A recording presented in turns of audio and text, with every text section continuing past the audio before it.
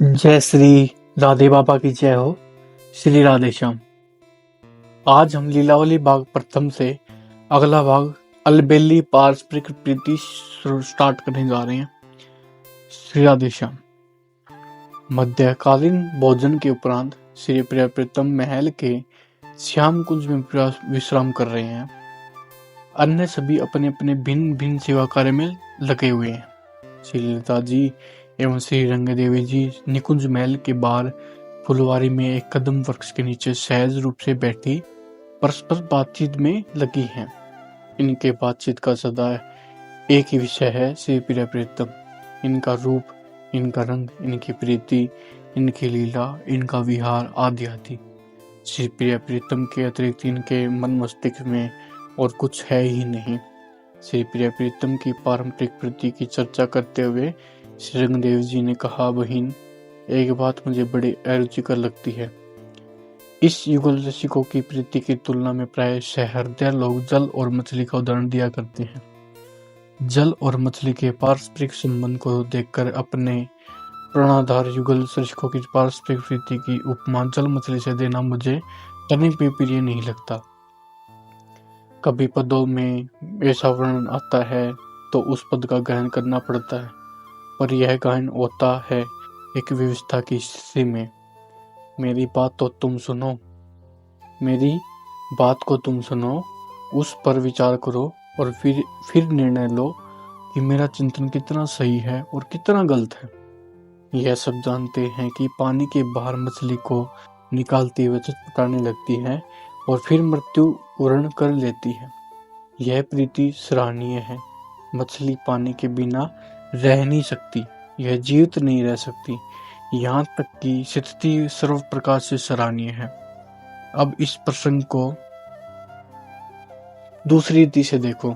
जिस तरह मछली की आसक्ति पानी के प्रति है, क्या वैसी आसक्ति पानी की मछली के प्रति है? नहीं है। सरिता के जल का प्रवाह अपनी मंत्र गति से बहता रहता है।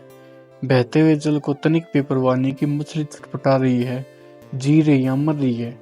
मछली की प्रीति जल के प्रति है, पर जल की प्रीति मछली के प्रति नहीं है। ऐसी ओछी पारस्परिक प्रीति को प्रिय प्रीतम की पारस्परिक प्रीति के समान बतलाना कितना बड़ा हल्कापन है। मछली के बिना जल प्रवाह रह सकता है, परंतु प्रिय प्रीतम में कोई भी एक दूसरे के बिना रह नहीं सकता। एक के अभाव में दूसरे के अस्तित्व की कल्पना भी नहीं की जा सकती।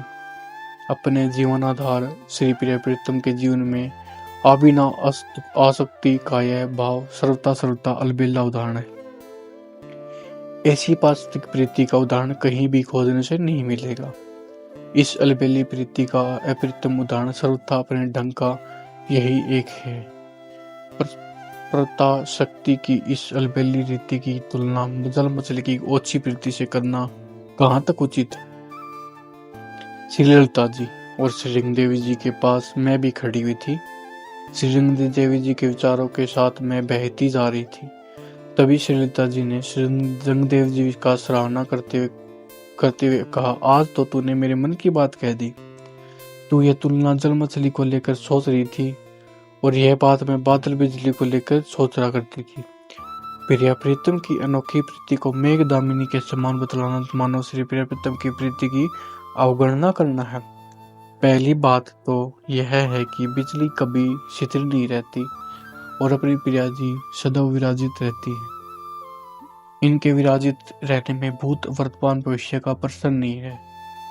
यह सर्वदा वर्तमान ही वर्तमान है, भूत ही वर्तमान है और भविष्य भी वर्तमान है। दूसरी बात यह है कि जहां बादल है वहां सदैव बिजली नहीं रहती। अपने प्रीतम मेघ श्याम सुंदर के साथ श्री प्रिया जी सतत रहती है। मैं तुम्हारी ही बात दोहरा रही हूँ। बिजली के बिना बादल आकाश में उड़ते फिरते दिखलाई देते हैं, पर श्री प्रिया जी के बिना श्री प्रीतम के अस्तित्व की कल्पना भी नहीं की जा सकती। इस अभिना अस्तित्व भाव की एकमात्र यथार्थता की निकुंज राज्य में नित्य लीला विहार की प्रस्तुत कर पाई है। मुझे इनके समकक्ष कोई दिखलाई ही नहीं देता। इसके समान बस ये ही है इसके पारस्परिक प्रीति की तुलना किसी अन्य से करना यह ऐसा है कि मानो अनंत अपार अथाह और छोर विहीन विशाल सिंधु की तुलना एक जल बिंदु से की जाए। कहाँ तो यह अनुमातातीत महान जलाशय और कहाँ एक क्षुद्र सीमित लघु जल बिंदु। मेरी प्यारी रंग देवी, तुमने अति सुंदर चर्चा चलाई। मेरी बात सुनकर मन में अति आनंद आ रहा है। मेरे अंतर में भी आनंद की सीमा नहीं थी। मैं आनंद की लहरियों पर लहरा रही थी और रह रह करके अलबेली पारस्परिक प्रीति की जय जयकार कर रही थी, बार बार बलिहारी जा रही थी। जय जय श्री राधे श्याम।